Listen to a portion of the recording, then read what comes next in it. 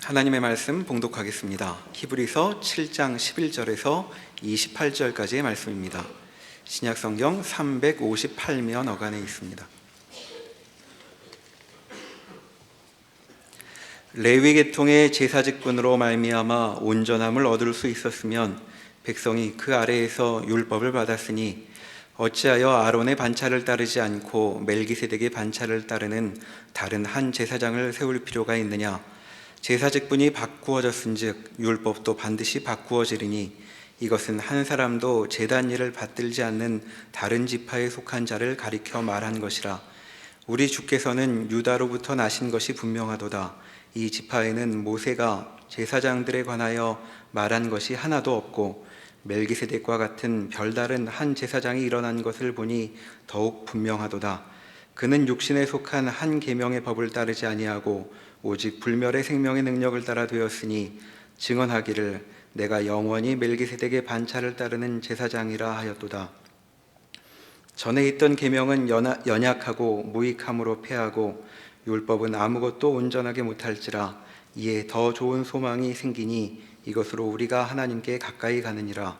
또 예수께서 제사장이 되신 것은 맹세 없이 된 것이 아니니 그들은 맹세 없이 제사장이 되었을 때 오직 예수는 자기에게 말씀하신 이로 말미암아 맹세로 되신 것이라. 주께서 맹세하시고 뉘우치지 아니하시리니 내가 영원히 제사장이라 하셨도다. 이와 같이 예수는 더 좋은 언약의 보증이 되셨느니라. 제사장 된 그들의 수요가 많은 것은 죽음으로 말미암아 항상 잊지 못함이로되 예수는 영원히 계심으로 그 제사장 직분도 갈리지 아니하느니라.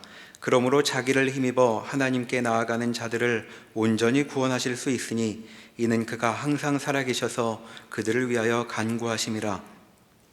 이러한 대제사장은 우리에게 합당하니 거룩하고 악이 없고 더러움이 없고 죄인에게서 떠나 계시고 하늘보다 높이 드시니라. 그는 저 대제사장들이 먼저 자기 죄를 위하고 다음에 백성의 죄를 위하여 날마다 제사 드리는 것과 같이 할 필요가 없으니 이는 그가 단번에 자기를 드려 이루셨음이라. 율법은 약점을 가진 사람들을 제사장으로 세웠거니와 율법 후에 하신 맹세의 말씀은 영원히 온전하게 되신 아들을 세우셨느니라. 아멘. 이 히브리서 오늘 7장에 있는 내용은 예수님의 대제사장 직분에 대하여 긴 설명을 하고 있습니다. 가장 중요한 설명은 구약에 있었던 제사장 제도는 해마다 백성들의 죄를 하나님 앞에 용서받기 위하여 속죄제를 드리는 것이 가장 중요한 책임 있는 사역이었습니다.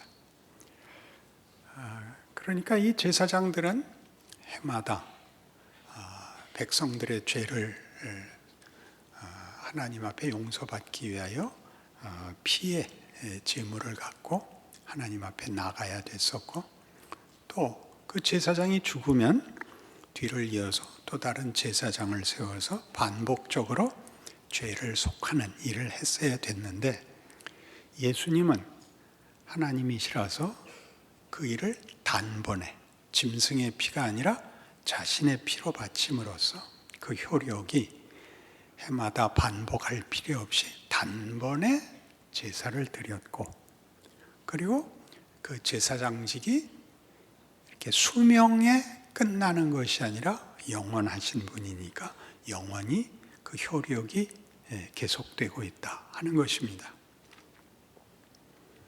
알 것 같으면서도 어디에서 이 문제를 놓치곤 하느냐 하면 오늘 본문에서 이렇게 되어 있습니다. 27절, 그는 저 대제사장들이 먼저 자기 죄를 위하고 다음에 백성의 죄를 위하여 날마다 제사 드리는 것과 같이 할 필요가 없으니 이는 그가 단번에 자기를 드려 이루셨음이니라. 그러니까 이제 죄 문제는 단번에 끝장을 내신 거죠. 그리고 이제 하늘 보좌에 올라가셨으면, 그럼 이제 죄에 대해서 끝장이 났으니까 우리를 천국에 불러야 되는데 아직 살게 하고 있잖아요. 이 남아있는 날이 무슨 의미인가 하는 거죠. 근데 더더욱 확인해야 할 중요한 선언은 25절에 있는 것 같이 그러므로 자기를 힘입어 하나님께 나아가는 자들을 온전히 구원하실 수 있으니 이는 그가 항상 살아계셔서 그들을 위하여 간구하심이라. 그러니까 지금도 하늘 보좌 우편에서 제사장 역할을 하고 계시답니다. 그러면 단번에 십자가로 우리의 죄를 제거하신 분이 아직 살아서 제사장 역할을 하는 건 설마 죄가 반복되는 걸 씻기 위한 건 아니겠죠. 그러니 우리 모두가 이제 이것이 기독교 구원에 관한 내용이 복음이라고 하는 것이 어디서 오해되고 있냐면 예수를 믿어서 구원을 얻었으나 또다시 짓는 죄로 인하여 다시 십자가로 돌아가는 일을 반복하는 것 때문에 복음이 가지는 얻은 바 구원이 완성되었는데 남아있는 기간, 그리고 그 기간 동안 예수님이 여전히 제사장으로 하늘 보좌 우편에서 우리를 위하여 기도하고 있는 그 내용이 무엇인가 하는 긍정적이고 적극적인 약속들에 대하여 우리가 여전히 혼란스러워서 예수 믿는 것이 가지는 영광된 혹은 명예로운 이 인생을 다만 반복되는 자책, 회개로 돌아가는 일만 하고 있다 이겁니다. 믿기지 않는 얼굴을 하고 있는 이유는 무엇입니까?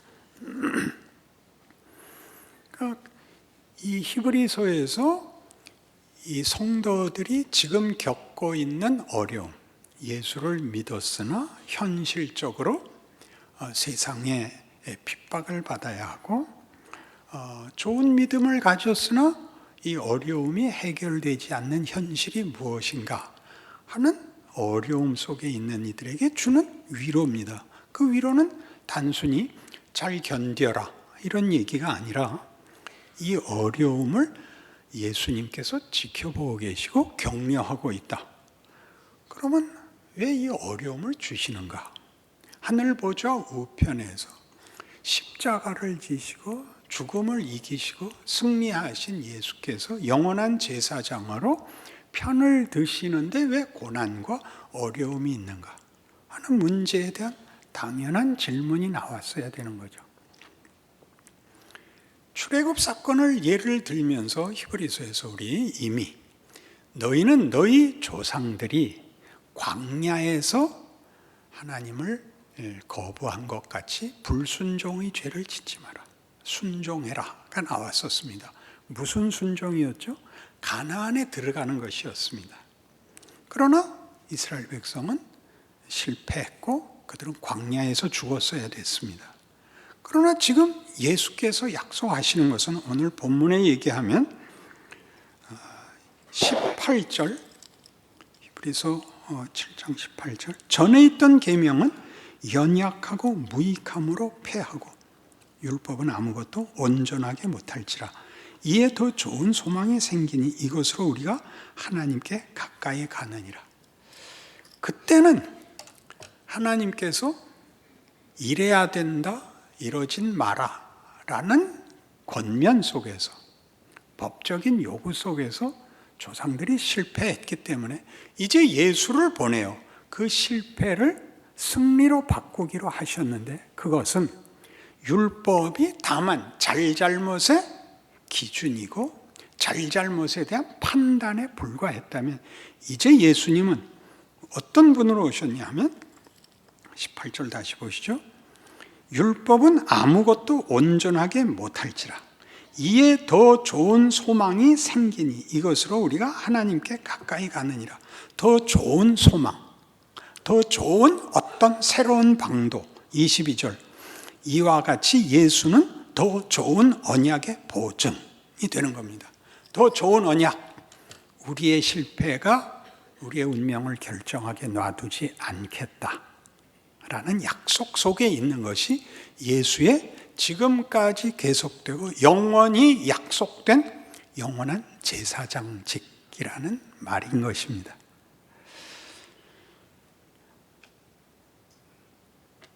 왜 하필 이런 식으로 하나님께서 예수를 보내요? 기왕에 십자가로 구원을 이루셨으면 당장 데려가시지. 이 고난에 찬 인생, 실패해서 다시 자책하고 슬퍼해야 되는 이런 과정을 허락하시고, 예수님께서도 죽음을 이기고 천국에 부활 승천하사 하늘 보좌 우편에 앉아서 새삼스럽게 다시 애를 쓰실 필요가 있는가 하는 것은 우리한테 매우 큰 질문이 됩니다. 예수를 믿고 난 이후에 벌어지는 고난에 찬 현실은 무슨 의미가 있는가? 왜 그런 일이 있는가? 성경은 이렇게 설명합니다. 탕자 비유죠. 작은 아들이 자기 유산 부분을 먼저 달래서 나와서 허랑방탕하고 돌아옵니다. 아버지가 기쁘게 맞습니다. 자식은 나는 아버지 아들이라고 일컬음을 감당할 수 없습니다. 품꾼의 하나로 보십시오. 무슨 소리냐? 가락지를 끼워라, 목욕을 시켜라, 신발을 신겨라, 송아지를 잡아라. 큰아들이 들어와서 화를 내죠. 뭐냐? 작은 아들이 돌아와서 잔치합니다. 나는 평생 아버지의 명을 어겨본 적이 없는데 이 나가서 전 재산을 말아먹은 놈한테 송아지를 잡아준다고? 나한테는 염소 새끼도 한번 잡아준 적이 없다. 아버지가 뭐라 그럽니까? 얘는 나갔다가 돌아와서 기뻐하는 거 아니냐? 너는 내게 다 네 거 아니냐? 그러니까 우리는 다 이 돌아온 게 끝입니다.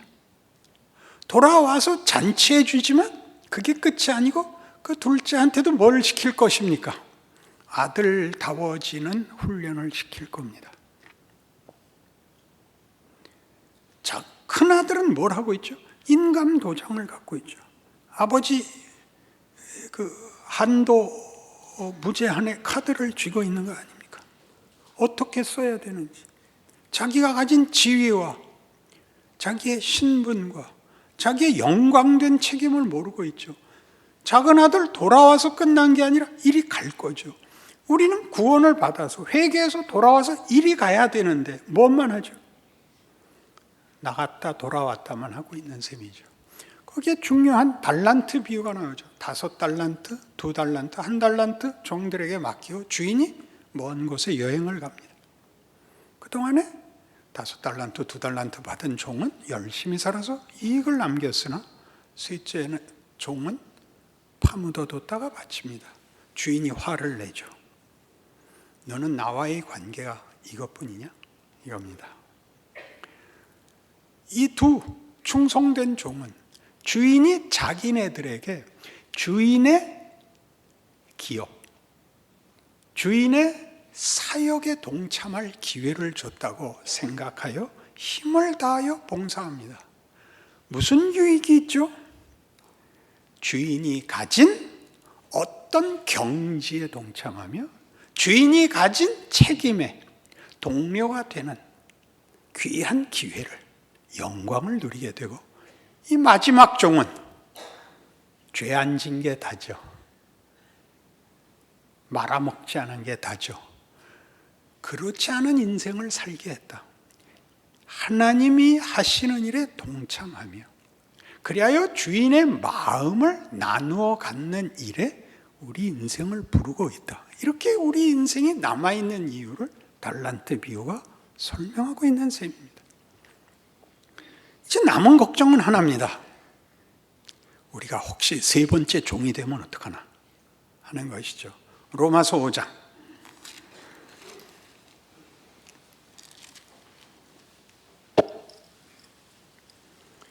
1절. 그러므로 우리가 믿음으로 의롭다 하심을 받았으니 우리 주 예수 그리스도로 말미암아 하나님과 화평을 누리자. 또한 그로 말미암아 우리가 믿음으로 서 있는 이 은혜에 들어감을 얻었으며 하나님의 영광을 바라고 즐거워하느니라. 미래형으로 나오죠.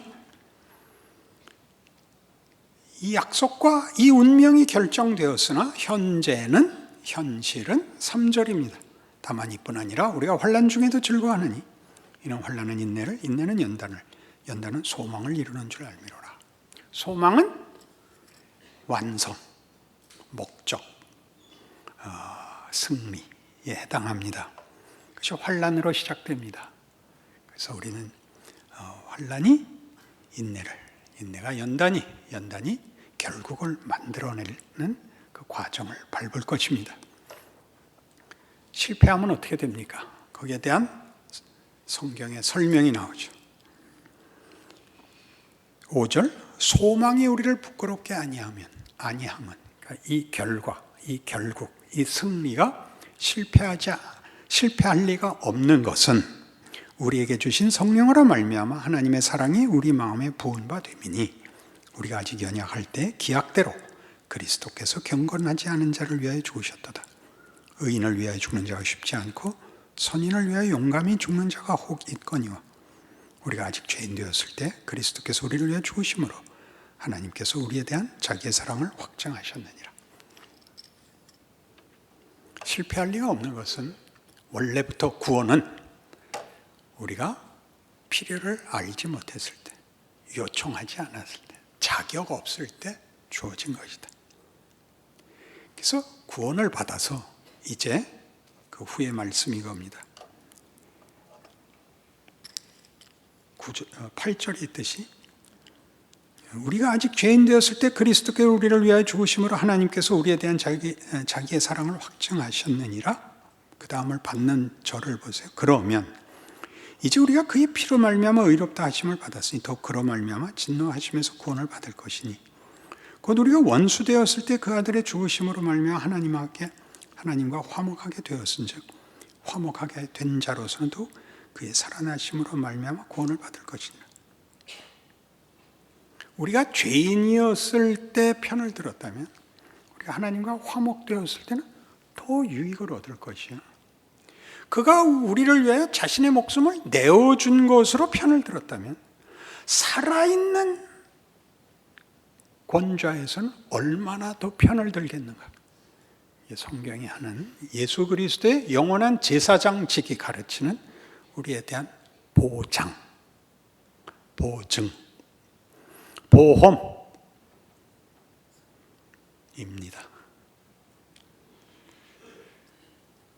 그러므로 이제 우리로 화목하게 하신 우리 주 예수 그리스도로 말미암아 하나님 안에서 또한 즐거워하느니라.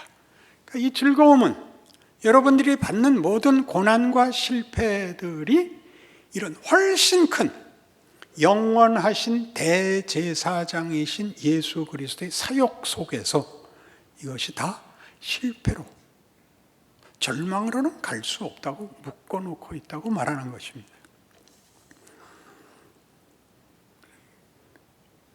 이 부분이 기독교가 하고 싶은 얘기인데 이 부분을 우리가 늘 틀립니다.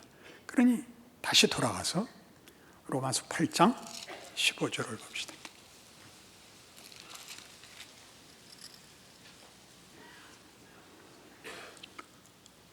로마서 8장 15절, 너희는 다시 무서워하는 종의 영을 받지 아니하고 양자의 영을 받았으므로 우리가 아빠, 아버지라고 부르짖느니라. 성령이 친히 우리의 영과 더불어 우리가 하나님의 자녀인 것을 증언하시나니, 자녀이면 또한 상속자고 하나님의 상속자요 그리스도와 함께한 상속자니, 우리가 그와 함께 영광을 받기 위하여 고난도 함께 받아야 할 것이니라.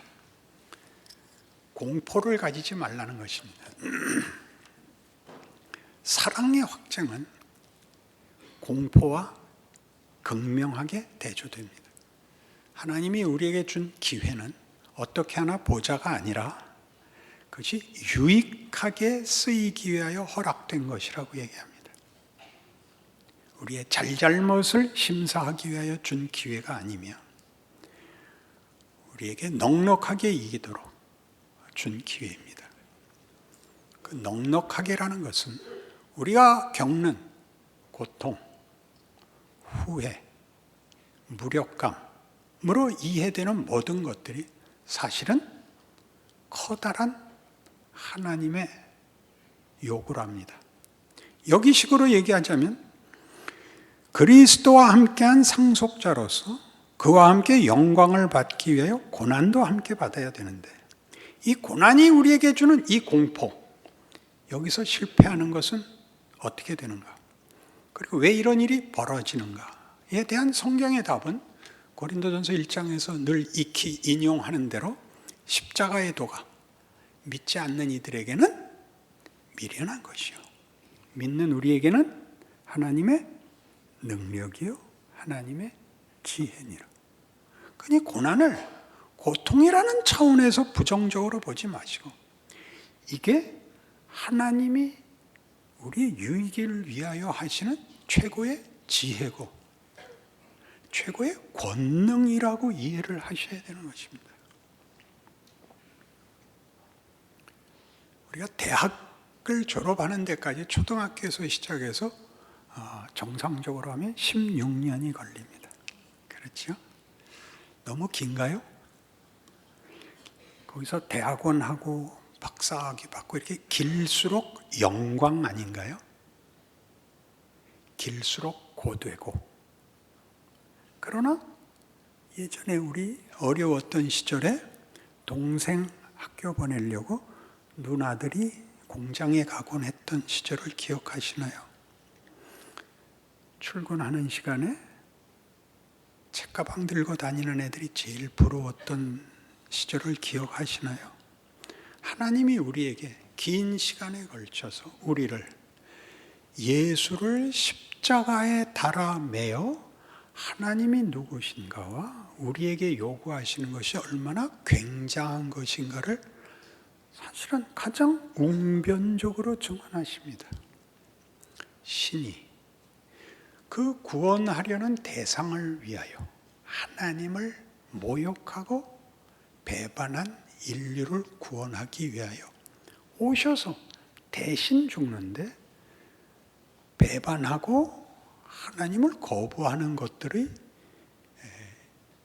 모욕과 고통 속에 그들의 손에 의해서 죽는 방식을 택한다는 것은 어떤 문학도, 어떤 역사도, 어떤 철학도 상상할 수 없는 하나님에 대한 우리의 이해를 돕습니다.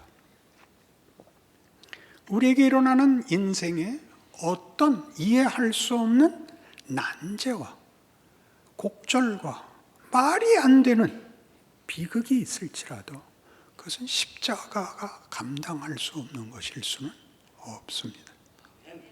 그런 여러분들의 고난찬 인생이 하나님이 여러분을 만들기 위한 유학 보낸, 장학금 주는, 그리스도 예수 안에서 얼마든지 하시는 하나님이 우리에 대한 당신의 자신만만한 투자요, 기회라고 생각한다면 우리 인생은 좀 더 다르게 보일 것입니다.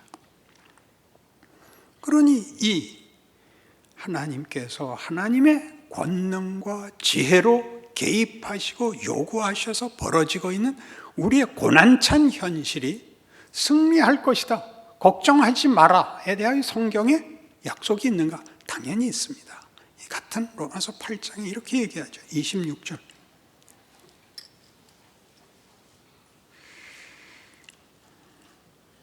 24절부터 볼까요? 우리가 소망으로 구원을 얻었으며 보이는 소망이 소망이 아니니 보는 것을 누가 바라리요? 만일 우리가 보지 못하는 것을 바라면 참음으로 기다릴지니라. 여기가 싫죠, 그죠? 참는 게 속 시원했으면 좋겠죠. 그래서 금방 이 말이 나옵니다. 이와 같이 성령도 우리의 연약함을 도우시나니. 이와 같이가 왜 나왔을까요? 참음이 싫거든요. 그러니까 거기다 금방 줄을 달았어요. 우리는 마땅히 기도할 바를 알지 못하나 오직 성령이 말할 수 없는 탄식으로 우리를 위하여 친히 간구하시느니라. 탄식은 왜 나왔을까요? 정말 어처구니가 없는 짓들 하잖아요. 하나님, 문제를 해결해 주시든가 아니면 죽여 주시옵소서. 그 안에 밤나요. 그러니까 성령이 혀를 차는 거죠. 혀를 차는 거죠. 그 다음 말은 좋은 단어가 생각이 안 나니까. 그러니까 계속 무슨 말이 나오는 걸 봐요. 마음을 살피시는 이가 성령의 생각을 하시나니 이는 성령이 하나님의 뜻대로 성도들을 위하여 간구하심이니라. 우리가 알거니와 하나님을 사랑하는 자 곧 그의 뜻대로 부르심을 입은 자들에게는 모든 것이 합력하여 선을 이루느니라. 걱정 마라, 해봐라. 네가 해봐라. 손해보지 않는다. 해라. 어렸을 때 저희 동네에 잘 살던 집이 하나 있었어요. 우린 다 피난민들이었고 우리는 어려운데 그 집은 부유해서 그 집에 그 넝쿨 장미가 대문 위에 이렇게 있었어요. 굉장한 집이죠. 제기차기를 하고 놀다가 그 집 아들이 이제 어느 집 굴뚝에 손을 잡고 찼는데 굴뚝이 무너졌어요. 그래서 이제 우리는 다 뭐라고 생각했냐면 이제 넌 죽었다. 부모가 나와서 두들겨 패서 너 죽일 거다.